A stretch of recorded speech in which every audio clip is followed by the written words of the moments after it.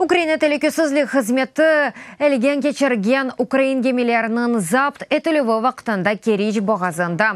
Русиялілерінің да барлав етішівіні яйынлады. Бұ ФСБ офицері ноябрінің 25-шінде яны қапу Украин буксеріні чарпқан Дон гемесінің команданы арасындаки лав етішів. ФСБ хадимы Дон гемесіндегі телефондан янгыраған сесінің юксеклігіні идареті. Поближе к трубке. Трубкаға якынча имкан бармы, яда yok? Экі ибареде? Азырсың? Во все сводки попадем. Ну что? Кто теперь скажет, что не сниму должности? Шымды біраз чоқча ошаған.